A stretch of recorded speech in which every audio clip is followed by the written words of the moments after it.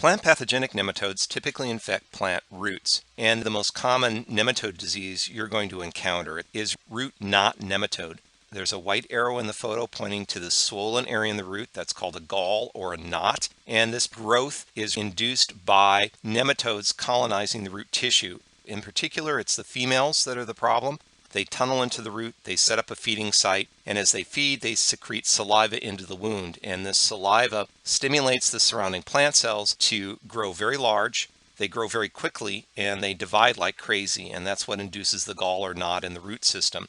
As you can imagine, this overgrowth in the roots can really disrupt water and nutrient movement in the root system, and that induces stunting and what appear to be nutrient deficiency symptoms on the above ground parts of the plant.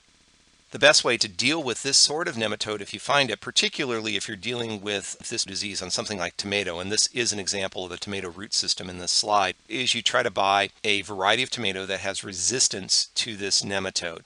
What you want to look for when you're looking at tomato varieties is look for that alphabet soup after the variety name. Oftentimes you'll see a V and an F and maybe two Fs.